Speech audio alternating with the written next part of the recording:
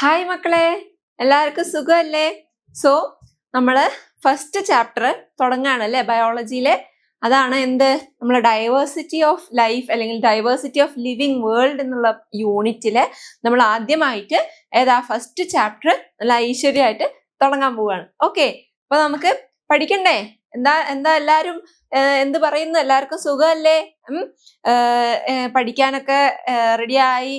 എങ്ങനെയാണ് നിങ്ങൾക്ക് ഏത് സബ്ജക്റ്റ് ആണ് കൂടുതലായിട്ട് ഇഷ്ടം? സുവോളജി ആണോ, ബോട്ടണി ആണോ? ഈ ലിവിങ് വേൾഡ് അല്ലെങ്കിൽ ഡൈവേഴ്സിറ്റി ഓഫ് ലിവിങ് സിസ്റ്റം എന്ന് പറയുന്ന ലിവിങ് വേൾഡ് എന്ന് പറയുന്ന ടോപ്പിക് സംവാട്ട് സുവോളജി ബേസ് ആയിട്ടാണ് വരുന്നത്. ഓക്കെ, അപ്പൊ നമുക്ക് അതിൽ എങ്ങനെയൊക്കെയാണ് ഓരോ ആനിമൽസ് എക്കോസിസ്റ്റത്തിൽ എങ്ങനെയൊക്കെയാണ് അവരിയ്ക്കുന്നത്, എങ്ങനെയൊക്കെയാണ് അറേഞ്ച് ചെയ്തിരിക്കുന്നത്, ഇങ്ങനത്തെ കാര്യങ്ങളൊക്കെ പഠിക്കാം. Okay, so let's start our first chapter, that is the living world. Okay, മാമിന്റെ സ്ക്രീൻ കണ്ടോ? PPT കണ്ടോ? എന്താ ഭയങ്കര കളർഫുൾ ആയിരിക്കുന്നല്ലേ?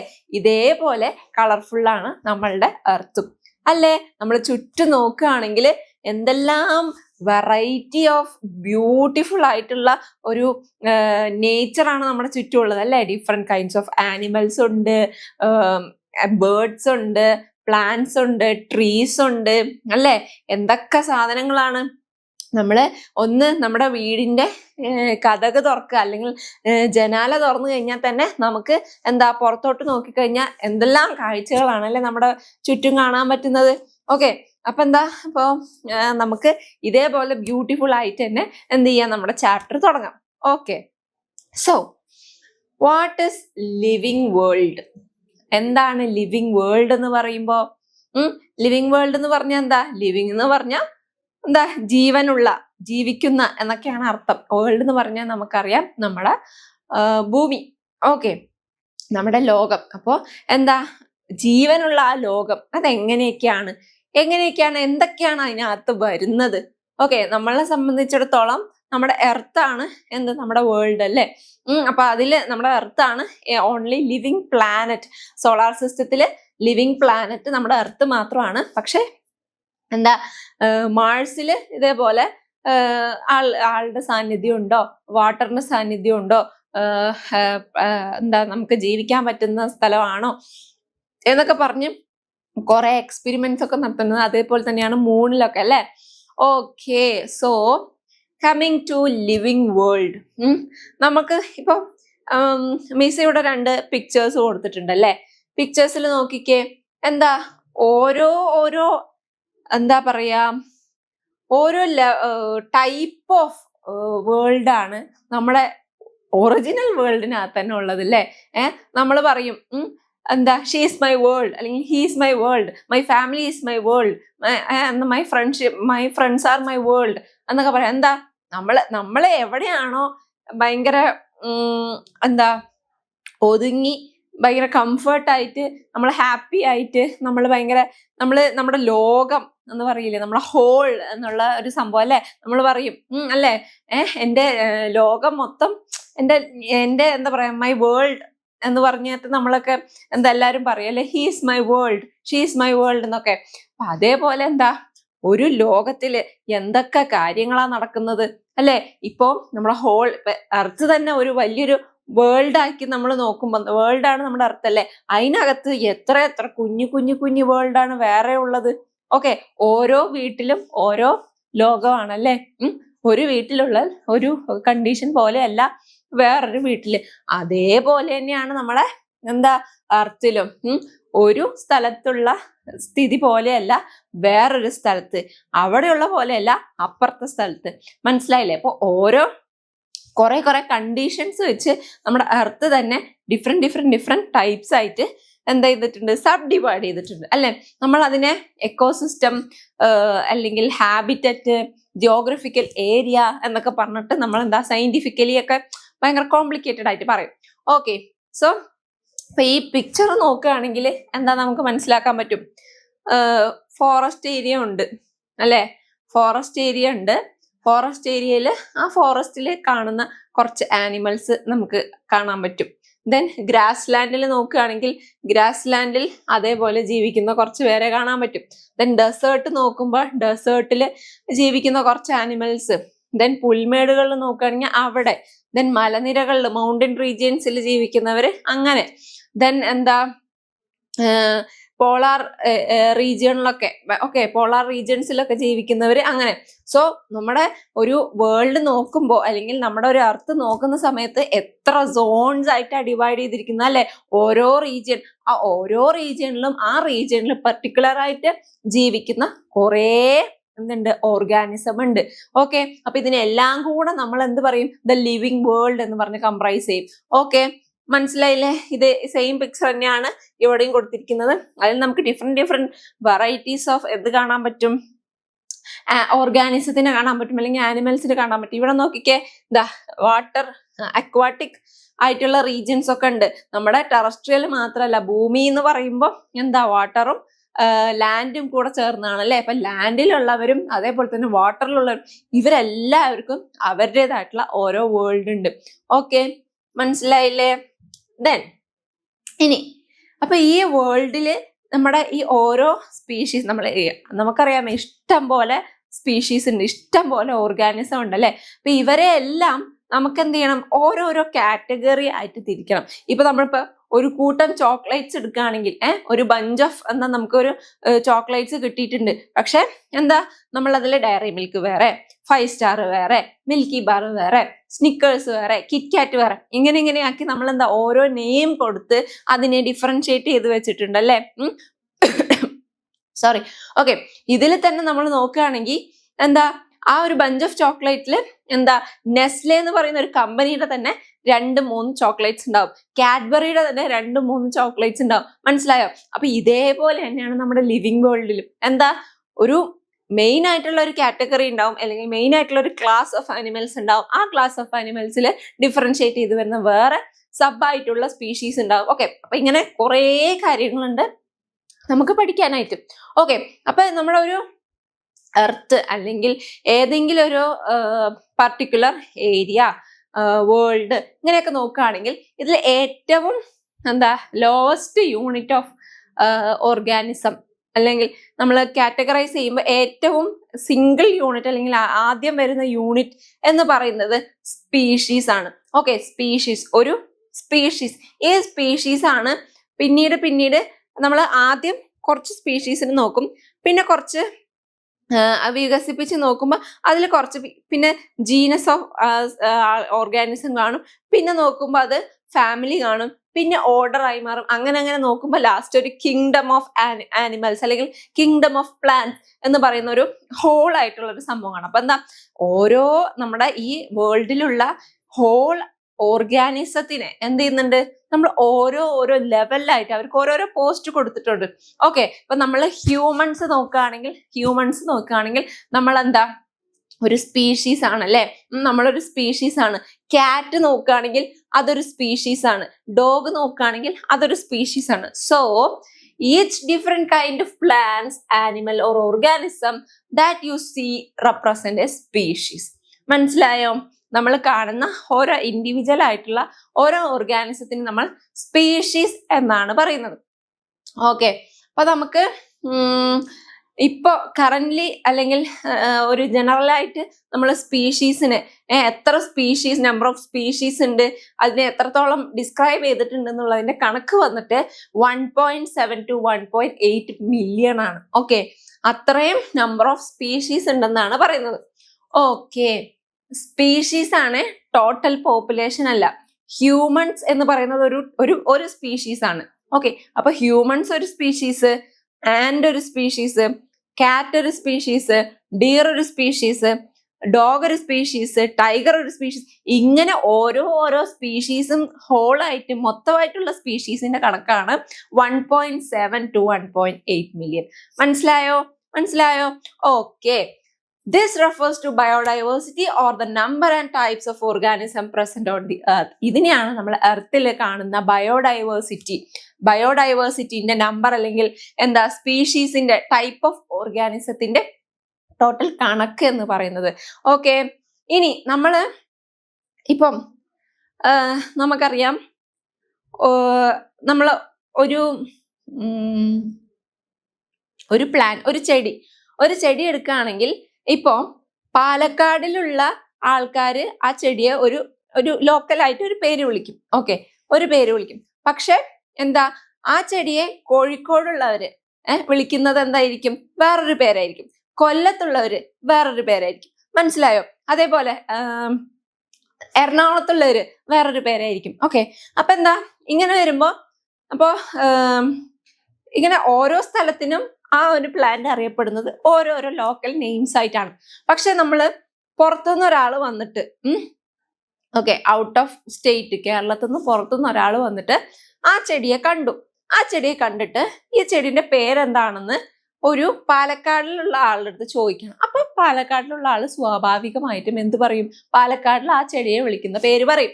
ഓക്കെ, ദെൻ ഇയാള് ഇതേ സെയിം ചെടി വേറെ ഒരു ജില്ലയിലുള്ള ആളുടെ അടുത്ത് ചോദിക്കുന്ന സമയത്ത് അവര് വേറൊരു പേര് പറയും. അപ്പൊ അങ്ങനെ പറയുമ്പോ ശരിയാവോ? ഓരോ ഡിഫറെന്റ് സോൺസ് ഓഫ് എർത്തില് ഒരു സെയിം സാധനത്തിന് ഡിഫറെന്റ് പേരിലാണ് അറിയപ്പെടുന്നതെങ്കിൽ അതെന്താ ഭയങ്കര കൺഫ്യൂഷൻ ആക്കും അല്ലെ?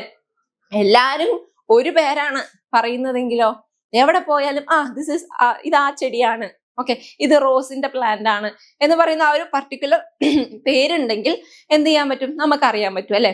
സോ ദിസ് ഇങ്ങനെ നമ്മളൊരു പർട്ടിക്കുലർ ഓർഗാനിസത്തിനെ ഒരു സ്പെസിഫിക് നെയിം കൊടുത്ത് ഓൾ ഓവർ ദ വേൾഡ് ഒരു സ്പെസിഫിക് നെയിം കൊടുത്ത് വിളിക്കുന്നതിനെയാണ് നമ്മൾ എന്ത് പറയാ?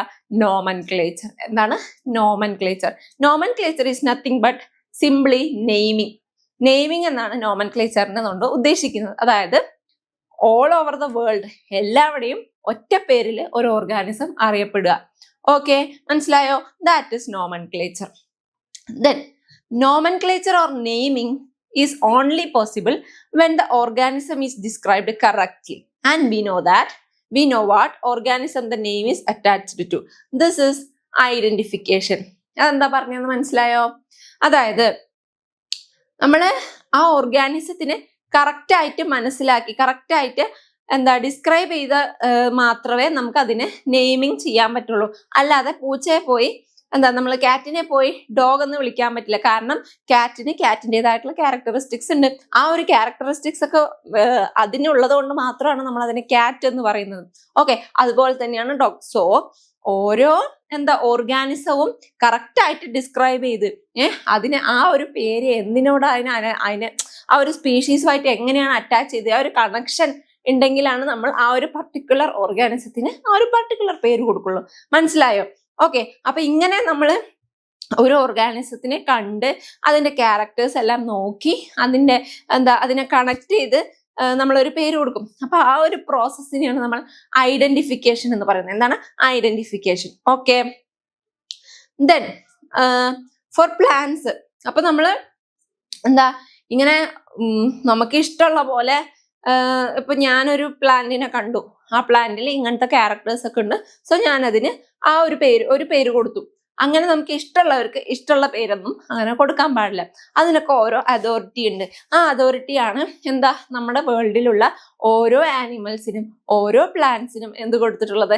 നെയിമിങ് കൊടുത്തിട്ടുള്ളത്. ഓക്കെ, പ്ലാന്റ്സിന് the scientific names are based on agreed principles and criteria which are provided in International Code for Botanical Nomenclature. Okay, ICBN എന്ന് പറഞ്ഞ international code for botanical nomenclature എന്ന് പറയുന്ന ഒരു അതോറിറ്റി ഉണ്ട്. ഓക്കെ, ഈ അതോറിറ്റി കുറെ ക്രൈറ്റീരിയാസും പ്രിൻസിപ്പിൾസ് എല്ലാം ഫോളോ ചെയ്ത് ഓരോ സ്പീഷീസിനും അല്ലെങ്കിൽ ഓരോ ഓർഗാനിസത്തിനും എന്ത് ചെയ്തിട്ടുണ്ട്?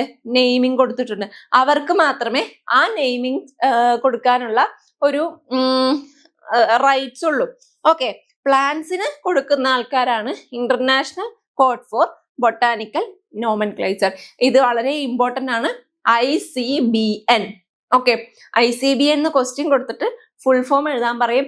അല്ലെങ്കിൽ ICBNന്റെ ഫംഗ്ഷൻ എന്താന്ന് ചോദിക്കും. അല്ലെങ്കിൽ ICBN ആരാണ് പ്ലാന്റ്സിന് നെയിമിങ് കൊടുക്കുന്നത്? ആരാണ്? ICBN ആണോ ICZN ആണോ എന്നൊക്കെ ചോദിക്കും. ഓക്കെ, സോ പ്ലാന്റ്സിന് സയന്റിഫിക് നെയിംസ് പ്രൊവൈഡ് ചെയ്യുന്ന ആൾക്കാരാണ് അല്ലെങ്കിൽ ആ ഒരു അതോറിറ്റിയാണ് international code for botanical nomenclature, that is ICBN. Okay, then അനിമൽസിനാണെങ്കിൽ അത് എന്താ international code for zoological nomenclature. നമുക്കറിയാം അത് ബൊട്ടാനിക്കൽ, സുവോളജിക്കൽ ആ ഒരു നെയിം വെച്ച് നമുക്ക് എന്താ ഓർത്താ മതി. ബൊട്ടാനിക്കൽ ആണെങ്കിൽ പ്ലാന്റ്സിന്, സുവോളജിക്കൽ ആണെങ്കിൽ ആനിമൽസിന്. Okay, so ICBN and ICZN. Okay, എന്താ ഈ സയന്റിഫിക് നെയിം എന്നുകൊണ്ട് ഉദ്ദേശിക്കുന്നത് എന്താന്ന് വെച്ചാല് ഒരു ഓർഗാനിസത്തിന് ആ പേര് മാത്രമേ, ആ ഒറ്റ പേര് മാത്രമേ കാണാൻ പാടുള്ളൂ. ഒരു ഓർഗാനിസത്തിന് ഒരു സിംഗിൾ നെയിം, ഓക്കെ, ആ ഒരു നെയിം മാത്രമേ ഓൾ ഓവർ ദ വേൾഡ് ഉണ്ടാവുള്ളൂ. അതിനെയാണ് നമ്മൾ സയന്റിഫിക് നെയിം എന്നുകൊണ്ട് ഉദ്ദേശിക്കുന്നത്. ഓക്കെ, അപ്പോൾ ഓരോ ഓർഗാനിസത്തിനും സയന്റിഫിക് പ്രൂഫ്സ് വെച്ചിട്ട് എന്താ നെയിമിങ് കൊടുക്കുന്നതിന് എന്തുണ്ട്, കുറെ എന്താ യൂണിവേഴ്സലി അക്സെപ്റ്റ് ചെയ്ത കുറെ പ്രിൻസിപ്പിൾ ഉണ്ട്. ഓക്കെ, സോ എന്താ ബയോളജിസ്റ്റ് അവരെന്ത് ചെയ്യും, ആ ഒരു പ്രിൻസിപ്പിൾസ് എല്ലാം വെച്ച് പ്രിൻസിപ്പിൾസ് എല്ലാം ഫോളോ ചെയ്തിട്ടാണ് എന്ത് ചെയ്യുന്നത്, ഓരോ ഓർഗാനിസത്തിനും സയന്റിഫിക് നെയിംസ് കൊടുക്കുന്നത്. മനസ്സിലായോ? അങ്ങനെ നോക്കുമ്പോൾ ഓരോ സ്പീഷീസിനും എന്ത് ചെയ്യുന്നുണ്ട്, ഓരോ സ്പീഷീസിനും അവരുടെ സയന്റിഫിക് നെയിമില് 2 കമ്പോണൻസ് ഉണ്ട്. നമ്മള് ഏത് സ്പീഷീസിനെ കുറിച്ച് പഠിക്കുകയാണെങ്കിലും നമുക്കറിയാം, ആ ഒരു സ്പീഷീസ് എടുക്കുകയാണെങ്കിൽ അവരുടെ സയന്റിഫിക് നെയിം പറയുമ്പോൾ 2 പേരുണ്ടാവും അല്ലെ. ഇപ്പം ഹ്യൂമൻസ് ആണെങ്കിൽ നമ്മുടെ സയന്റിഫിക് നെയിം എന്താ, ഹോമോസാപ്പിയൻസ് എന്നാണ്. സോ അവിടെ എന്താ 2 കമ്പോണൻസ് ഉണ്ട് ആ പേരിൽ അല്ലെ. അതേപോലെയാണ് ഏത് സ്പീഷീസ് എടുത്ത് നോക്കിക്കോ, ഏത് ഓർഗാനിസം എടുത്ത് നോക്കിക്കോ, അവരുടെ സയന്റിഫിക് നെയിം നോക്കുകയാണെങ്കിൽ 2 കമ്പോണൻസ് ഉണ്ടാവും. അപ്പൊ എന്തിനാണ് ആ 2 കമ്പോണൻസ്? ഏതൊക്കെയാണ് ആ 2 കമ്പോണൻസ്? ഫസ്റ്റ് വൺ ആണ് the generic name and the specific epithet. Okay, generic name and specific epithet. മനസ്സിലായോ? എന്താണ്? സയന്റിഫിക് നെയിംസിന് 2 കമ്പോണൻസ് ഉണ്ട്, generic name and specific epithet. This system providing a name with 2 components is called binomial nomenclature. അതായത് ഇങ്ങനെ 2 components ഉള്ള അല്ലെങ്കിൽ 2 പേര് വരുന്ന ആ ഒരു നെയിമിംഗ് സിസ്റ്റത്തിനെ നമ്മൾ എന്ത് പറയും? Binomial nomenclature. നോമൻക്ലേച്ചർ എന്ന് പറഞ്ഞാൽ നെയിമിംഗ്, ബൈനോമിയൽ എന്ന് പറയുമ്പോൾ 2, സോ ബൈനോമിയൽ നോമൻക്ലേച്ചർ. മനസ്സിലായോ? ഈ നെയിമിംഗ് സിസ്റ്റം ആരാണ് കൊണ്ടുവന്നത്? ആരാണ് ഈ നെയിമിംഗ് സിസ്റ്റം ഡിസ്കവർ ചെയ്തത്? Carl Linnaeus. കാൾ ലിനേഴ്സ് എന്ന് പറയുമ്പോൾ എന്താ വെൽ നോൺ ആയിട്ടുള്ള ഒരു സയന്റിസ്റ്റ് ആണ്. ഓക്കെ, കുറെ സ്പീഷീസ് ഡിസ്കവർ ചെയ്തത് കാൾ ലിനേഴ്സ് ആണ്. ഓക്കെ, എക്സാമ്പിൾ നോക്കുകയാണെങ്കിൽ Mangifera Indica. Okay, Mangifera Indica എന്ന് പറയുമ്പോൾ നമ്മുടെ മാവ് മരത്തിനെയാണ് നമ്മൾ മാഞ്ചിഫറ ഇൻഡിക്ക എന്ന് പറയുന്നത്. ഓക്കെ, അപ്പൊ ഈ മാഞ്ചിഫറ ഇൻഡിക്ക എന്ന് പറയുമ്പോൾ എന്താ, മാഞ്ചിഫറ ഒരു പേര്, ഇൻഡിക്ക ഒരു പേര്. അപ്പൊ നമ്മൾ ഇവിടെ നേരത്തെ പറഞ്ഞു ഒരു ജനറിക് നെയിം ഉണ്ട്, ഒരു സ്പെസിഫിക് എപ്പിത്തറ്റും ഉണ്ടെന്ന്. അപ്പൊ എന്താണ് ഈ ജനറിക് നെയിം ആൻഡ് എന്താണ് സ്പെസിഫിക് എപ്പിത്തറ്റ്? അപ്പൊ ഈ മാഞ്ചിഫറ ഇൻഡിക്ക നോക്കുകയാണെങ്കിൽ ഇതിൽ മാഞ്ചിഫറ എന്താ, it indicates the genus name. Mangifera എന്ന് പറയുന്ന ആ ഒരു ഓർഗാനിസം ഏത് ജനറയിൽ വരുന്ന, നമ്മൾക്ക് ജനറ എന്താണ്, സ്പീഷീസ് എന്താണെന്നൊക്കെ വഴിയേ പഠിക്കും. സോ ഇപ്പൊ ഇത് അറിഞ്ഞു വെക്കുക, മാഞ്ചിഫറ എന്ന് പറയുന്നത് അതിന്റെ ജനറിക് നെയിം അല്ലെങ്കിൽ ജീനസിന്റെ നെയിമാണ്.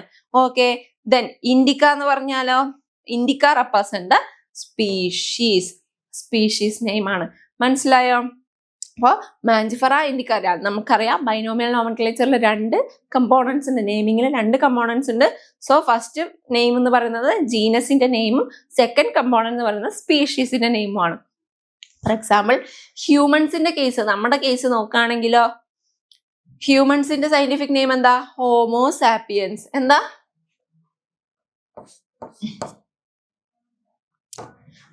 നമ്മുടെ എന്താ, ഓക്കെ ബോർഡ് എടുക്കാം, ഹോമോ സാപ്പിയൻസ്. ഓക്കെ, ഹോമോസാപ്പിയൻസില് എന്താ, ഹോമോ ഉണ്ട്, സാപ്പിയൻസ് ഉണ്ട്. ഓക്കെ, ഹോമോ ഉണ്ട്, സാപ്പിയൻസ് ഉണ്ട്. ഇതില് ഹോമോ ആണ് എന്ത്, ജനറിക് നെയിം അല്ലെങ്കിൽ genus name, generic or genus name. Okay, sapiens ആണ് സ്പെസിഫിക് എപ്പിത്തറ്റ് അല്ലെങ്കിൽ എന്താണ്, സ്പീഷീസ്. ഓക്കെ, അപ്പൊ എന്താ ഹോമോസാപ്പിയൻസ്. അതുപോലെ നമ്മൾ ഹോമോസാപ്പിയൻസ് അല്ലാതെ ഹ്യൂമൻസിന്റെ വേറെ വേറെ കുറെ ആൻസിസ്റ്റേഴ്സിനെ ഒക്കെ പഠിച്ചിട്ടുണ്ട് അല്ലെ, നീന്തത്തലാൻസിസ്. അതുപോലെ തന്നെ കുറെ വെറൈറ്റീസ് ഓഫ് നമ്മുടെ ആൻസിസ്റ്റേഴ്സിന്റെ പേര് പഠിച്ചിട്ടുണ്ട്. സോ അതിൽ നമ്മൾ ഏറ്റവും ലാസ്റ്റ് വരുന്ന സ്പീഷീസ് ആണ് ഈ സാപ്പിയൻസ്, അതാണ് നമ്മൾ. മനസ്സിലായോ? Okay. So Mangifera represents the genus and indica represent the species. So നമുക്ക് ഇത്രയാണ് ബൈനോമിയൽ നോമൻക്ലേച്ചറിൽ 2 കമ്പോണൻസ് ഉണ്ട്, ജനറിക് നെയിമും അതുപോലെ സ്പെസിഫിക് എപ്പിത്തറ്റും. മനസ്സിലായില്ലേ? ഓക്കെ. അപ്പൊ നമ്മള് എന്താ ബൈനോമിയൽ നോമൻക്ലേച്ചർ എന്താന്ന് പഠിച്ചു. ഇനി എന്താ ഈ ബൈനോമിയൽ നോമൻക്ലേച്ചർ അങ്ങനെ നമ്മൾ വെറുതെ ഒന്നും കൊടുക്കാൻ പറ്റില്ല. നമ്മൾ പറഞ്ഞു കുറെ ബയോളജിക്കൽ കുറെ ക്രൈറ്റീരിയാസ് ആൻഡ് പ്രിൻസിപ്പിൾസ് ഒക്കെ ഉണ്ട്.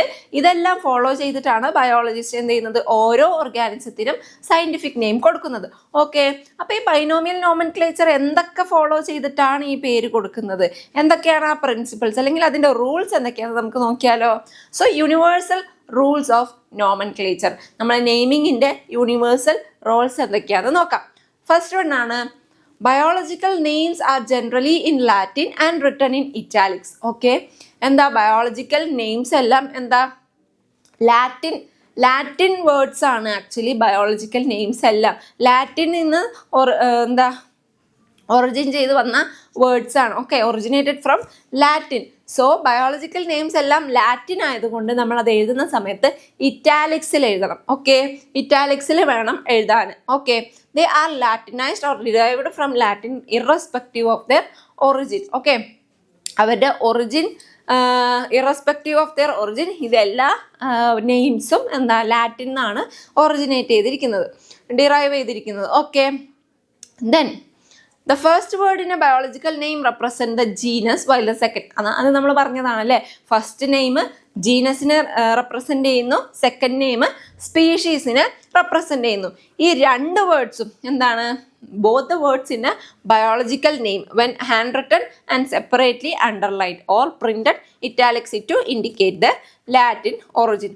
അതായത് എന്താ ആ പോയിന്റിൽ എന്താ പറയുന്നതെന്ന് വെച്ചാൽ, ഇത് ബയോളജിക്കൽ 2 വേർഡ്സും ബയോളജിക്കൽ ഒറിജിൻ അല്ലെങ്കിൽ ബയോളജിക്കൽ വേർഡ്സ് ആയതുകൊണ്ട് നമ്മൾ ഹാൻഡ് റിട്ടൺ, നമ്മൾ കൈ കൊണ്ട് എഴുതുന്ന സമയത്ത്, നമ്മൾ പേനയിലോ അല്ലെങ്കിൽ ഹാൻഡ് റിട്ടൺ ആയിട്ട് എഴുതുന്ന സമയത്ത് എന്ത് ചെയ്യണമെന്ന് വെച്ചാൽ എന്താ separately underlined then or printed in italics.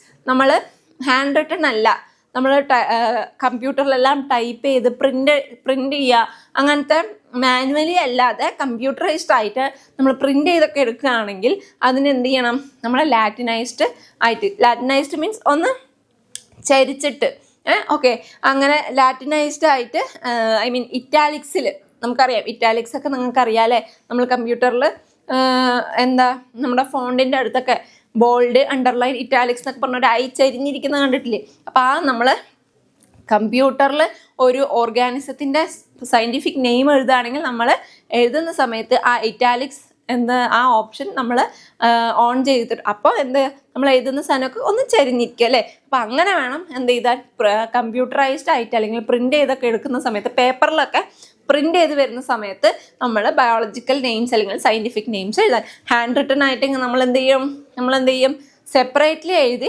Underline ചെയ്യണം. മാം കാണിച്ചു തരാം, എങ്ങനെയാന്ന് കാണിച്ചു തരാം.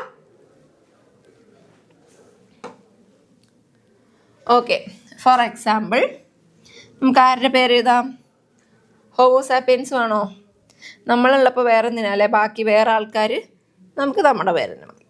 ഓക്കെ, നമുക്ക് നമ്മുടെ പേര് എഴുതാം, ഹോമോ സാപ്പിയൻസ്. ഓക്കെ, അപ്പോൾ നമ്മൾ ഹാൻഡ് റിട്ടൺ ചെയ്യുന്ന സമയത്ത് സെപ്പറേറ്റ്ലി എഴുതി അണ്ടർലൈൻ ചെയ്യണം ഒരു സയൻറ്റിഫിക് നെയിം. മനസ്സിലായോ? ഇനി നമ്മൾ പ്രിന്റ് ചെയ്യുകയാണെങ്കിൽ, കമ്പ്യൂട്ടറിൽ ചെയ്യുകയാണെങ്കിൽ, ഇപ്പോൾ ഫോർ എക്സാമ്പിൾ ഞാനിത് കമ്പ്യൂട്ടറിൽ ടൈപ്പ് ചെയ്യുകയാണെങ്കിൽ എങ്ങനെ എഴുതണം, ഇങ്ങനെ കുറച്ച് ചരിഞ്ഞിട്ടായിരിക്കും അതിൽ വരിക. ഓക്കെ, അത് നമുക്ക് കമ്പ്യൂട്ടറിൽ തന്നെ ഇറ്റാലിക്സിന്റെ ഓപ്ഷൻ ഉള്ളതുകൊണ്ട് നമുക്ക് പ്രശ്നമില്ല. അപ്പൊ ഹാൻഡ് റിട്ടൺ എഴുതുന്ന സമയത്താണ് നമ്മൾ ശ്രദ്ധിക്കേണ്ടത്. ഓക്കെ, ഇങ്ങനെ സെപ്പറേറ്റ് ആയിട്ട് എഴുതി അണ്ടർലൈൻ ചെയ്യണം. മനസ്സിലായോ? Okay, the first word denote എന്താ, ഇപ്പൊ നമ്മൾ ഇങ്ങനെ എഴുതുന്ന കാര്യങ്ങളൊക്കെ പഠിച്ചു. ഇനി എന്താ, ആദ്യത്തെ വേർഡ് എന്താ, ജീനസ് ആണ്. ഓക്കെ, നമുക്കറിയാം. ഇപ്പം ഇതില് ഫസ്റ്റ് വേർഡ് നമുക്കറിയാം ജീനസ് ആണെന്ന്. ഓക്കെ, അപ്പൊ ജീനസിന്റെ വേർഡ്സ് പേര് നമ്മൾ നെയിം എഴുതുന്ന സമയത്ത് എപ്പോഴും ക്യാപിറ്റൽ ലെറ്ററിൽ വേണം തുടങ്ങാൻ. ഓക്കെ, ക്യാപിറ്റൽ ലെറ്ററിൽ വേണം തുടങ്ങാൻ. ഇപ്പൊ കണ്ടില്ലേ, മിസ് ഇവിടെ എഴുതിയിരിക്കുന്നല്ലേ, ഹോമോസാപ്പിയൻസ് എഴുതുമ്പോ എച്ച്, ക്യാപിറ്റൽ ലെറ്റർ എച്ച് അല്ലേ. അതേപോലെ മാഞ്ചിഫറ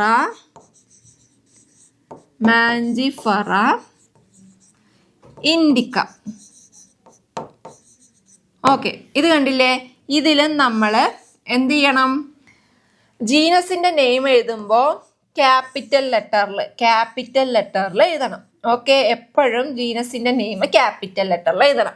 ദെൻ സ്പീഷീസിന്റെ നെയിം ആണെങ്കിൽ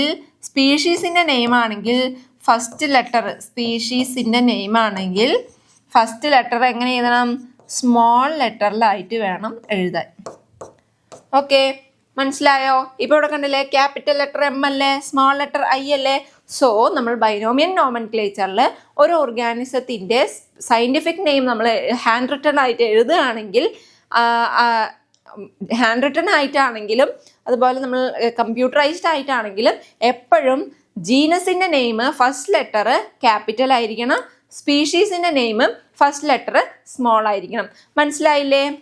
ഓക്കെ, അപ്പൊ ഇതൊക്കെയാണ് മെയിനായിട്ട് യൂണിവേഴ്സൽ ലോ ഓഫ് നോമൻക്ലേച്ചറിൽ പറയുന്നത്. ഇത്രയും കാര്യങ്ങളെല്ലാം എന്ത് ചെയ്യണം, നമ്മൾ ശ്രദ്ധിക്കണം. പിന്നെ പറയുന്നത് എന്താണ്, ഈ അത്രയും ലോസ് ആണ്, അത്രയും റൂൾസ് ആണ് നമ്മൾ ശ്രദ്ധിക്കേണ്ടത്. ദെൻ പിന്നെ പറയുന്നതാണ് name of the author appears always after the specific epithet. ഇപ്പൊ മാഞ്ചിഫറ ഇൻഡിക്ക എന്ന് പറയുന്ന ആ ഒരു സയന്റിഫിക് നെയിം കണ്ടുപിടിച്ചത് ലിനേയസ് ആണ്. സോ നമ്മൾ അവരുടെ സയന്റിഫിക് നെയിം എഴുതുന്ന സമയത്ത് മാഞ്ചിഫറ ഇൻഡിക്ക കഴിഞ്ഞിട്ടാണ് LI എന്ന് നമ്മൾ എന്ത് ചെയ്യുക, ഒരു ഷോർട്ട് ഫോം കൊടുക്കുക. ഓക്കെ, അത് എല്ലാ സ്പീഷീസിൻ്റെയും നമ്മൾ സയന്റിഫിക് നെയിം കൊടുക്കുമ്പോൾ എന്ത് ചെയ്യും, നമ്മൾ സഫിക്സ് ആയിട്ട് അവരെ ആരാണോ, ഏത് സയന്റിസ്റ്റ് ആണ്, ഏത് ആളാണോ അവരെ ഡിസ്കവർ ചെയ്തത് അവരുടെ പേരിൻ്റെ സഫിക്സ് നമ്മൾ കൊടുക്കും. ഓക്കെ, മനസ്സിലായോ? സോ എപ്പോഴും എന്ത് നമ്മൾ ശ്രദ്ധിക്കണം, സ്പെസിഫിക് എപ്പിത്തറ്റിന് അല്ലെങ്കിൽ സ്പീഷീസ് നെയിമിന് ശേഷമേ ഓതറിൻ്റെ പേര് അപ്പിയർ ചെയ്യാൻ പറ്റുള്ളൂ. Okay, that is at the end of the biological name and it is written in an abbreviated form. നമ്മൾ അതിപ്പോൾ പറഞ്ഞ തന്നെയാണ്, ഫുൾ നമ്മൾ ഓതറുടെ പേര് എഴുതില്ല, അബ്രിവേറ്റഡ് ഫോം ആയിട്ട് സ്പീഷീസിൻ്റെ പേരിന് ശേഷം, സ്പീഷീസിൻ്റെ നെയിം എഴുതിയതിന് ശേഷമാണ് നമ്മൾ ഓതറിൻ്റെ നെയിം കൊടുക്കുക. ഓക്കെ, ദെൻ ഇതെല്ലാം കൊണ്ടുവന്നത് ലിനേയസ് ആണ് കേട്ടോ. ഓക്കെ, നമ്മൾ അപ്പോൾ നോമൻക്ലേച്ചർ, ഒരു സ്പീഷീസ് ഡിസ്കവർ ചെയ്യുകയാണെങ്കിൽ അതിൻ്റെ നോമൻക്ലേച്ചറിനെ കുറിച്ചൊക്കെ പറഞ്ഞു. ഇനി നമ്മൾ എന്താ, ഈ ഓരോ സ്പീഷീസിനെയും എന്ത് ചെയ്യണം, ഓരോരോ ലെവലായിട്ട് നമുക്കറിയാം. എല്ലാം നമ്മൾ ഒരുമിച്ചൊരു കൂട്ടമായിട്ടാണെങ്കിൽ നമുക്ക് ഓരോന്നിനെയും ഡിഫറൻഷ്യേറ്റ് ചെയ്തെടുക്കാൻ പറ്റില്ല അല്ലേ. ഇപ്പോൾ ഒരു സദ്യ നമ്മൾ വിളമ്പുക എന്ന് വിചാരിക്കുക. ഓക്കെ, ചോറുണ്ട്, അവിയലുണ്ട്, സാമ്പാറുണ്ട്, തോരനുണ്ട്, ഉപ്പേരിയുണ്ട്, അങ്ങനത്തെ കുറേ മസാലക്കറികളുണ്ട്, അങ്ങനത്തെ കുറേ സാധനങ്ങളുണ്ട്. ഓക്കെ, ഇതിനെല്ലാം നമ്മൾ എന്ത് ചെയ്യുക, ഓരോരോ സെഗ്മെൻ്റ് ആയിട്ട് അല്ലെങ്കിൽ ഓരോ ടൈപ്പായിട്ട് നമ്മൾ ക്ലാസിഫൈ ചെയ്ത് തിരിച്ച് വെച്ചിട്ടുകൊണ്ടാണ് നമുക്ക് എന്ത് ചെയ്യാം, ഇത് ഉപ്പേരിയാണ്, ഇത് തോരനാണ്, ഇത് മസാലക്കറിയാണ്, ഇത് അവിയലാണ്, ഇത് അച്ചാറാണ്, അല്ലെങ്കിൽ അങ്ങനെ നമുക്ക് ക്ലാസിഫൈ ചെയ്ത് പറയാൻ പറ്റുന്നല്ലേ. ഇതെല്ലാം കൂടെ ചേർന്ന് ഒരു മിക്സ് ആയിട്ടൊരു ഇങ്ങനെ ചോറും കറികളും ഇതെല്ലാം മിക്സ് ആയിട്ടാണ് ഒരു ഇലയിൽ ഇരിക്കുന്നതെങ്കിലോ നമുക്ക് ഇതിൽ ഏതാ അവിയൽ, ഏതാ ഉപ്പേരി, ഏതാ തോരൻ എന്ന് പറയാൻ പറ്റുമോ? ഇല്ല. സോ അതിനാണ് ക്ലാസിഫിക്കേഷൻ എന്ന് പറയുന്ന ഒരു സംഭവം വരുന്നത്. എന്താണ് ക്ലാസിഫിക്കേഷൻ എന്ന് പറയുന്നത്? Okay, classification is the process by which anything is grouped into convenient categories based on some easily observable characters. നമുക്ക് പെട്ടെന്ന് ഒബ്സർവ് ചെയ്യാൻ പറ്റുന്ന അല്ലെങ്കിൽ പെട്ടെന്ന് കുറച്ച് കാര്യങ്ങളുണ്ട്. ഇപ്പോൾ എന്താ, ഫോർ എക്സാമ്പിൾ ഒരു കൂട്ടം ഗോഡ്സ് മെയ്യാണ്, ആടുകൾ മെയ്യാണ്. അപ്പോൾ ഒരു അതിൽ കുറച്ച് ആടുകൾ വൈറ്റ് കളറാണ്, വേറെ കുറച്ച് ആടുകൾ ബ്രൗൺ കളറാണ്. സോ നമ്മൾ എന്ത് ചെയ്യും, ആ കളർ നമുക്ക് പെട്ടെന്ന് നമുക്ക് ആ രണ്ട് ആടുകളെയും ഡിഫറൻഷ്യേറ്റ് ചെയ്യാൻ പറ്റുന്നത് എന്താ, കളർ വെച്ചാണ്. കാരണം ആ ഒരു ക്യാരക്ടറാണ് ഈസിലി നമ്മളൊക്കെ ഒബ്സർവ് ചെയ്യാൻ പറ്റുന്നത്. ഓക്കെ, അപ്പം അങ്ങനെ ഈസിലി ഒബ്സർവ് ചെയ്യാൻ പറ്റുന്ന കാര്യങ്ങളുടെ ബേസിൽ എന്ത് ചെയ്യുക, ഓരോ കാറ്റഗറീസ് ആയിട്ട്, കൺവീനിയൻറ്റ് കാറ്റഗറീസ് ആയിട്ട് നമ്മൾ ഓർഗാനിസത്തിനെ എന്ത് ചെയ്യുക, ഗ്രൂപ്പ് ചെയ്ത് വെക്കുക. അതിനെയാണ് ക്ലാസിഫിക്കേഷൻ എന്ന് പറയുന്നത്. നമുക്ക് ക്ലാസിഫിക്കേഷൻ എന്ന് പറഞ്ഞാൽ ഇതൊന്നും ഇങ്ങനെയൊന്നും പറയാതെ തന്നെ നിങ്ങൾക്ക് അറിയാൻ പറ്റും അല്ലേ. എന്താ, നമ്മൾ ഏതൊരു ക്വസ്റ്റ്യൻ എടുത്താലും ഏതൊരു ടോപ്പിക്ക് പഠിക്കുകയാണെങ്കിലും ആദ്യം ടോപ്പിക്ക് പറഞ്ഞാൽ നെക്സ്റ്റ് ഇതായിരിക്കും, this is classified into 2 types, this is classified into 3 types അല്ലേ. നമുക്ക് എപ്പോഴും കാണാവുന്ന ഒരു സാധനമാണ് ക്ലാസിഫിക്കേഷൻ എന്ന് പറഞ്ഞാൽ. എന്താ, ഓരോരോ ഗ്രൂപ്പ്സ് ആക്കി ഡിവൈഡ് ചെയ്യുക. അതെന്താ, ബേസ്ഡ് ഓൺ സം ക്യാരക്ടേഴ്സ് അല്ലെങ്കിൽ സം പോയിന്റ്സ്. ഓക്കെ, അപ്പോൾ അതാണ് എന്ത്, ക്ലാസിഫിക്കേഷൻ. അപ്പോൾ അവിടെ എക്സാമ്പിൾ അവർ പറഞ്ഞിരിക്കുക എന്താ, dogs, cats, mammals, wheat, rice, അങ്ങനെ ആനിമൽസ്, പ്ലാന്റ്സ് എന്നൊക്കെ പറഞ്ഞ് കുറേ ക്യാരക്ടേഴ്സിൻ്റെ ബേസിൽ എന്ത് ചെയ്യുന്നുണ്ട്, ഓർഗാനിസത്തിനെ എന്ത് ചെയ്യുന്നുണ്ട്, ഓരോ ക്ലാസ്സസ് ആയിട്ട് മാറ്റിയിട്ടുണ്ട്. അതിനെയാണ് ക്ലാസിഫിക്കേഷൻ എന്ന് പറയുക. മനസ്സിലായില്ലേ? അപ്പം നമ്മൾ ഇതിനെ സയൻറ്റിഫിക്കലി ഒരു ടേം കൊണ്ട് നമ്മൾ എന്ത് ചെയ്യും, റെപ്രസെൻ്റ് ചെയ്യുന്നുണ്ട്. അതിനെയാണ് ടാക്സ എന്ന് പറയുന്നത്. ഓക്കെ, ടാക്സ എന്താണ്, ടാക്സ.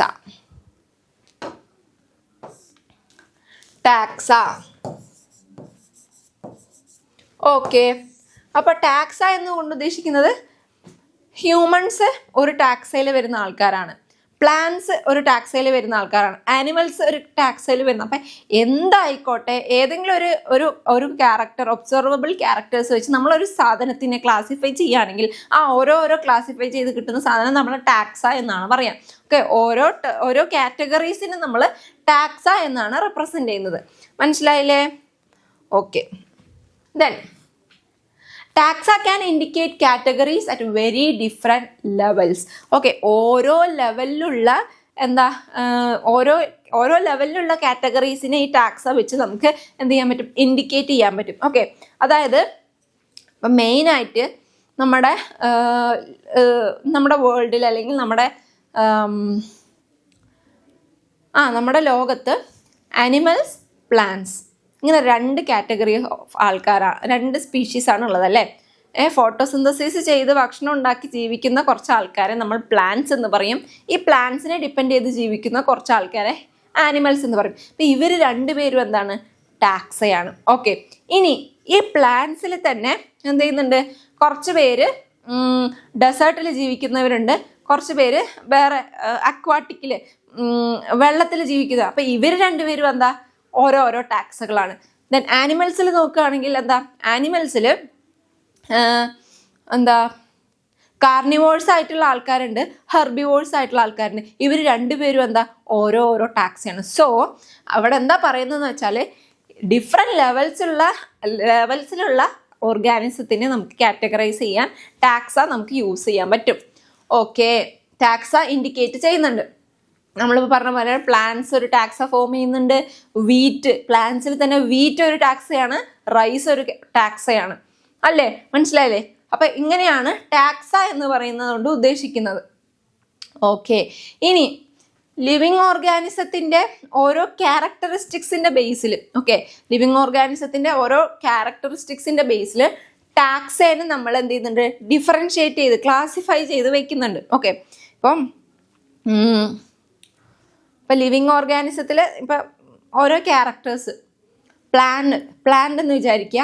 പ്ലാന്റിൽ തന്നെ എന്ത് ചെയ്യുന്നുണ്ട്, ഇപ്പം റൈസ് വേറെ, വീറ്റ് വേറെ, അതേപോലെ സൺഫ്ലവറിൻ്റെ വേറെ, അതുപോലെ റോസിൻ്റെ വേറെ, അങ്ങനെ ഓരോ ക്യാരക്ടേഴ്സിൻ്റെ ബേസിൽ നമ്മൾ എന്ത് ചെയ്യുക, ഓർഗാനിസത്തിനെ ഡിഫറൻഷ്യേറ്റ് ചെയ്ത് വെക്കുന്ന ഓരോ ടാക്സ ആക്കി മാറ്റുന്ന ഒരു പ്രോസസ്സിനെയാണ് നമ്മൾ ടാക്സോണമി എന്ന് പറയുക. എന്താണ് ടാക്സോണമി? ഓക്കെ, അപ്പം ടാക്സേനെ ഡിഫറൻഷ്യേറ്റ് ചെയ്ത് ഓരോ ടാക്സേനെയാക്കി ക്ലാസിഫൈ ചെയ്ത് വെക്കുന്നതിന് നമ്മൾ ടാക്സോണമി എന്ന് പറയുന്നത്. എന്താ പിന്നെ പറയുന്നത് കാര്യമാണ്, external and internal structure along with the structure of cell, development process, ecological information and modern taxonomic studies. അപ്പോൾ ഇതിൻ്റെ ഒക്കെ ബേസിലാണ് ടാക്സോണമി എന്ന് പറയുന്ന ഒരു സംഭവം ഉള്ളത്. എന്താണ്? ഇന്റേണൽ ആൻഡ് എക്സ്റ്റേണൽ, ഒരു ഓർഗാനിസത്തിൻ്റെ ഇന്റേണൽ സ്ട്രക്ചർ, അതുപോലെ തന്നെ എക്സ്റ്റേണൽ സ്ട്രക്ചർ, പിന്നെന്താ അവരുടെ അവർ ഉണ്ടാക്കിയിരിക്കുന്ന ഓരോ സെല്ലിൻ്റെ സ്ട്രക്ചർ, അവരെവിടെയാണ് ജീവിക്കുന്നത്, അതിൻ്റെ ആ എക്കോളജിക്കൽ ഇൻഫർമേഷൻസ്, അവരെങ്ങനെ ഡെവലപ്പ് ചെയ്ത് വന്നു എന്നുള്ള കാര്യം, ഇതിനെയൊക്കെ ഡിപ്പെൻഡ് ചെയ്തിട്ടാണ് ടാക്സോണമി ചെയ്യുന്നത്. Okay, hence characterization, identification, classification and nomenclature are basic process to taxonomy. So taxonomy എന്ന് പറയുന്നത് ഒരു പ്രോസസ്സാണ്. അതെന്താ? ഒരു ഓർഗാനിസത്തിനെ നമ്മൾ ഐഡൻറ്റിഫൈ ചെയ്ത് ക്യാരക്ടറൈസ് ചെയ്ത് ആ ഓർഗാനിസത്തിന് നമ്മൾ ഓരോ ടാക്സയാക്കി ക്ലാസിഫൈ ചെയ്ത് അതിന് ഓരോ പേര് കൊടുത്ത് ഇങ്ങനെയുള്ള ആ ഹോൾ പ്രോസസ്സാണ് എന്ത്? ടാക്സോണമി. മനസ്സിലായോ? ടാക്സോണമി. ദെൻ പിന്നെയാണ് നമ്മൾ എന്ത് പറയുന്നത്? നമ്മളിപ്പോൾ പറഞ്ഞു ഓരോ ഓർഗാനിസത്തിനെ നമുക്ക് ഒബ്സർവ് ചെയ്യാൻ പറ്റുന്ന ക്യാരക്ടേഴ്സ് വെച്ച്, internal structure, external structure, ecological information, ഇതൊക്കെ വെച്ച് എന്ത് ചെയ്യുന്നുണ്ട്?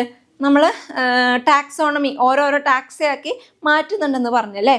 ഇനി ഈ മാറ്റി ഓരോരോ കാറ്റഗറൈസ് ചെയ്ത് വെച്ചാൽ ഓരോ ഓർഗാനിസത്തിന് നമ്മൾ ഓരോ ലെവലിൽ വെക്കണ്ടേ?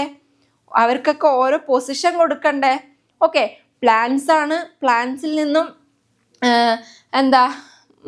മോണോക്കോട്ടായിട്ടുള്ള പ്ലാന്റ്സ് ഉണ്ട്, ഡൈക്കോട്ടായിട്ടുള്ള പ്ലാന്റ്സ് ഉണ്ട്. അതിൽ മോണോക്കോട്ടായിട്ടുള്ള പ്ലാന്റ്സിലാണ് റൈസും വീറ്റും പോലുള്ള പ്ലാന്റ്സ് വരുന്നത്. ഓക്കെ, അപ്പോൾ ഈ റൈസും വീറ്റും എടുക്കുകയാണെങ്കിൽ റൈസിൽ കുറേ വെറൈറ്റീസ് വരുന്നുണ്ട്, വീറ്റിൽ കുറേ വെറൈറ്റീസ് വരുന്നുണ്ട്. അപ്പോൾ ഇങ്ങനെ നോക്കുമ്പോൾ എന്താ? ആദ്യം പ്ലാന്റ്സ് ഉണ്ട്, ദെൻ അത് കഴിഞ്ഞ് അവരെ വീണ്ടും ക്ലാസിഫൈ ചെയ്യുന്നു മോണോക്കോട്ട്, ഡൈക്കോട്ടായിട്ട്, ദെൻ അവരെ വീണ്ടും റൈസ്, വീറ്റായിട്ട്, ഇങ്ങനെ ക്ലാസിഫൈ ചെയ്യുമ്പോൾ നമുക്കെന്താ? ഇവർക്കൊക്കെ ഓരോ പൊസിഷൻ ഉണ്ടല്ലേ. പ്ലാന്റ്സ് ഉണ്ട്, ആദ്യം ഫസ്റ്റ് വണ്ണാണ് ഏറ്റവും കൂടുതലുള്ള പ്ലാന്റ്സ്, ദെൻ അത് കഴിഞ്ഞ് മോണോക്കോട്ട്, ഡൈക്കോട്ടാക്കി അവരെ ഓരോരോ ലെവൽ. അപ്പം ഇങ്ങനെ എന്ത് ചെയ്യുക? നമ്മൾ ഓരോരോ പൊസിഷനിലാക്കി അറേഞ്ച് ചെയ്യുക, ഒരു സിസ്റ്റമാറ്റിക് അറേഞ്ച്മെന്റ് നമ്മൾ നടത്തുന്നുണ്ട്. ഓക്കെ, അവരുടെ ഓരോ എവിടെയാണ് ഏറ്റവും കൂടുതലായിട്ടുള്ളത് പ്ലാന്റ്സ്, അത് കഴിഞ്ഞ് അങ്ങനെ ഇപ്പോൾ റൈസ്, വീറ്റ് എന്ന് പറയുമ്പോൾ ഏറ്റവും അവസാനം നമ്മൾ കാറ്റഗറൈസ് ചെയ്ത ആൾക്കാരാണ് അല്ലേ പ്ലാന്റ്സ്. ഫുൾ പ്ലാന്റ്സിൽ നിന്നും നമ്മൾ കാറ്റഗറൈസ് ചെയ്ത് റൈസ്, വീറ്റ് എന്നായിട്ട് നമ്മൾ ലാസ്റ്റ് കൊണ്ട് ക്ലാസിഫൈ ചെയ്ത് നിർത്തി. അപ്പം ഇങ്ങനെ ഈ ഫുൾ ആദ്യം തൊട്ട് പ്ലാന്റ്സ് തൊട്ട് ഈ അവസാനം വരെ നമ്മൾ എന്ത് ചെയ്യാം? കാറ്റഗറൈസ് ചെയ്ത ഓരോ ആൾക്കാർക്കും ഓരോ പൊസിഷൻ കൊടുത്ത് അറേഞ്ച്മെൻറ്റ് ചെയ്യുക. അതിനെയാണ് നമ്മൾ സിസ്റ്റമാറ്റിക്സ് എന്ന് പറയുന്നത്. ഓക്കെ, സിസ്റ്റമാറ്റിക്സ് എന്ന് പറയുന്ന വേർഡ് ലാറ്റിൻ വേർഡായിട്ടുള്ള സിസ്റ്റമ എന്ന് പറയുന്നതിൽ നിന്ന് ഒറിജിനേറ്റ് ചെയ്തതാണ്. അതെന്താ? Systematic arrangement of organisms. Okay, ഓർഗാനിസത്തിന്റെ സിസ്റ്റമാറ്റിക് അറേഞ്ച്മെന്റ്. ഓക്കെ, ലിനേഴ്സ് ആണ് ഈ ഒരു സിസ്റ്റമാറ്റിക്സ് കൊണ്ടുവന്നത്. ഓക്കെ, ലിനേഴ്സിന്റെ കോൺട്രിബ്യൂഷൻ വളരെ കൂടുതലാണ്. സോ ലിനേഴ്സ് ആണ് ഈ ഒരു സിസ്റ്റമാറ്റിക് അറേഞ്ച്മെന്റ് ഓഫ് ഓർഗാനിസം ആയിട്ടുള്ള സിസ്റ്റമാറ്റിക്സ് കൊണ്ടുവന്നത്. ആ ബുക്കിന്റെ ആ പബ്ലിക്കേഷന്റെ പേരാണ് സിസ്റ്റമ നാച്ചുറേ. അപ്പം ഈ ഒരു ബുക്കിൽ നിന്നുമാണ് ഈ ഒരു പബ്ലിക്കേഷൻ വഴിയാണ് സിസ്റ്റമാറ്റിക്സ് കൊണ്ടുവന്നത്. ഓക്കെ, സിസ്റ്റമാറ്റിക്സ് കൊണ്ടുവന്നത് ഈ ഒരു സിസ്റ്റമ നാച്ചുറേ എന്ന് പറയുന്ന പബ്ലിക്കേഷനെ യൂസ് ചെയ്തിട്ടാണ്. ഓക്കെ, അപ്പോൾ നമ്മൾ സിസ്റ്റമാറ്റിക്സ് എന്ന് പറയുമ്പോൾ നമ്മൾ പറഞ്ഞു ഓരോരുത്തരെ അറേഞ്ച് ചെയ്ത് വെക്കുകയാണ്. അപ്പോൾ ഇതിൻ്റെ ഒരു സ്കോപ്പ് കൂടിക്കൂടി വന്നത്, അല്ലെങ്കിൽ ഇതിലെന്തൊക്കെയുണ്ട് നമ്മൾ ആദ്യം തൊട്ട് പറഞ്ഞ ഐഡൻറ്റിഫിക്കേഷൻ, ക്ലാസിഫിക്കേഷൻ, നോമൻക്ലേച്ചർ, ഇങ്ങനത്തെ കാര്യങ്ങളെല്ലാം ഈ ഒരു സിസ്റ്റമാറ്റിക്സിൽ വരുന്നുണ്ട്. ഓക്കെ, അപ്പം ഈ സിസ്റ്റമാറ്റിക്സ് എടുത്ത് നോക്കിയാൽ തന്നെ നമുക്ക് ഓരോ സ്പീഷീസ് തമ്മിലുള്ള എവല്യൂഷണറി റിലേഷൻഷിപ്പ് നമുക്ക് പഠിക്കാൻ പറ്റും. എന്താണ്? മെയിൻ പോയിന്റ് ആണ് എവല്യൂഷണറി റിലേഷൻഷിപ്പ് ബിറ്റ്വീൻ ഓർഗാനിസം. ഇത് നമുക്ക് എന്ത് ചെയ്യാൻ പറ്റും? പഠിക്കാൻ പറ്റും. എന്ത് വഴി? സിസ്റ്റമാറ്റിക്സ് വഴി. മനസ്സിലായില്ലേ?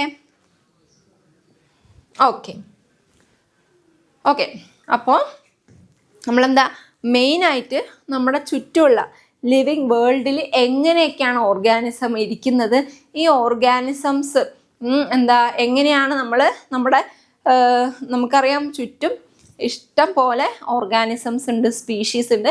സോ നമ്മൾ ഇവരെ എല്ലാം ഓരോ അറേഞ്ച് ചെയ്ത് വെക്കുക അല്ലെ, ഓരോ സിസ്റ്റമാറ്റിക് പൊസിഷൻ കൊടുത്ത് ഓരോരുത്തരെയും അറേഞ്ച് ചെയ്ത് ഓരോ കാറ്റഗറീസ് ആയിട്ട് ക്ലാസിഫൈ ചെയ്ത് വെക്കുന്നുണ്ട്. അപ്പോൾ അങ്ങനെ ക്ലാസിഫൈ ചെയ്ത് വെക്കുന്നത് കൊണ്ട് എന്താണ് നമുക്ക് യൂസ്, കോംപ്ലിക്കേഷൻസ് ഇല്ല അല്ലെ. നമുക്ക് ഓരോ സ്പീഷീസിനെ കുറിച്ചും വ്യക്തമായിട്ടുള്ള ഐഡിയ ഉണ്ട്. ഓരോ ഓർഗാനിസം എങ്ങനത്തെയാണ്, എവിടെയാണ്, എങ്ങനെ ജീവിക്കുന്നു, അവരുടെ പൂർവികരാരാണ്, ഇങ്ങനത്തെ കാര്യങ്ങളൊക്കെ നമുക്കറിയാം. പക്ഷെ ഇങ്ങനത്തെ കാര്യങ്ങളൊക്കെ അറിഞ്ഞു വന്നത് എങ്ങനെ, ഇത്രയും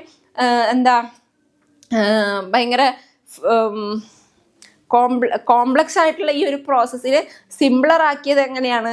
simpler means comparing to complex it is simpler. Okay, അപ്പം അങ്ങനെ ആക്കിയത് ഈ ഒരു ക്ലാസിഫിക്കേഷനും ടാക്സോണമിയും സിസ്റ്റമാറ്റിക്സും ഒക്കെ കണ്ടുപിടിച്ചത് കൊണ്ടാണ് അല്ലേ.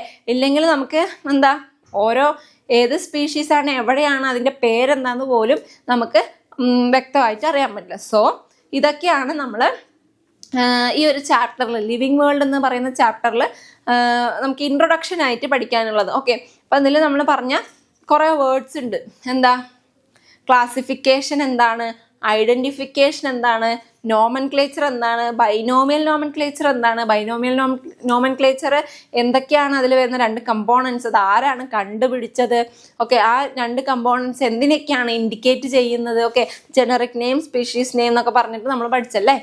ഓക്കെ, അതിനുശേഷം പിന്നെന്താ നമ്മൾ പറഞ്ഞത്, പിന്നെ ദെൻ നമ്മൾ ICBN ICZN ഒക്കെ പറഞ്ഞല്ലേ, സയൻറ്റിഫിക് നെയിം കൊടുക്കുന്നത് ഈ അതോറിറ്റീസ് ആണ്. സോ അവർ കുറേ ബയോളജിക്കൽ പ്രിൻസിപ്പിൾസ്, കുറേ ക്രൈറ്റീരിയാസ് ഒക്കെ ഫോളോ ചെയ്തിട്ടാണ് ഈ ഒരു നെയിമിങ് കൊടുക്കുന്നത്. ആ റൂൾസ് എന്തൊക്കെയാണെന്നൊക്കെ നമ്മൾ പറഞ്ഞല്ലേ. സോ ഇത്രയൊക്കെയാണ് നമ്മുടെ ഇന്നത്തെ ക്ലാസ്സിൽ നമുക്ക് പഠിക്കാനുള്ളത്. വളരെ സിമ്പിളായിട്ടുള്ള, തുടക്കം തന്നെ ഈസി ആയിട്ടുള്ള ഒരു ജസ്റ്റ് ഒരു 10 മിനിറ്റ് ഉണ്ടെങ്കിൽ നമുക്ക് ആ ചാപ്റ്റർ വായിച്ചു തീർക്കാം. അത്രേ ഉള്ളൂ. അത്രയും കുഞ്ഞ് ചാപ്റ്റർ, ഈസി ചാപ്റ്റർ ആണ്. സോ ഈ വേർഡ്സ് ആയിരിക്കും, 1 വേർഡൊക്കെ ആയിട്ട് ടാക്സ് എന്താണ്, സിസ്റ്റമാറ്റിക്സ് എന്താണ്, ക്ലാസിഫിക്കേഷൻ എന്താണ്, അല്ലെങ്കിൽ ബൈനോമിയൽ നോമൻക്ലേച്ചറിൽ ജനറിക് നെയിം അല്ല ഫസ്റ്റ് കമ്പോണന്റ് എന്തിനെയാണ് ഡിനോട്ട് ചെയ്യുന്നത്, സെക്കൻഡ് നെയിം എന്തിനെയാണ് ഡിനോട്ട് ചെയ്യുന്നത്, അല്ലെങ്കിൽ എക്സാമ്പിൾ തന്നിട്ട് മാഞ്ചിഫറ, ഇൻഡിക്ക, ഇതിൽ ഇൻഡിക്ക എന്താണ് എന്നൊക്കെ പറഞ്ഞ് ക്വസ്റ്റ്യൻ ചോദിക്കാം. സോ അങ്ങനത്തെ ഉള്ള കാര്യങ്ങളെല്ലാം ഓർത്ത് വെച്ച് പഠിക്കാം. അത്രേ ഉള്ളൂ. കൂടുതലായിട്ട് കോംപ്ലിക്കേറ്റഡ് ആയിട്ടുള്ള ഒന്നും നമ്മുടെ ഈ ചാപ്റ്ററിൽ. ഓക്കെ, സോ ഇതിൻ്റെ ബാക്കി നമുക്ക് അടുത്ത ചാപ്റ്ററിൽ, അടുത്ത സെഷനിൽ പഠിക്കാം. ഓക്കെ, അപ്പോൾ നമുക്ക് അടുത്ത വീഡിയോയിൽ കാണാം. ബൈ.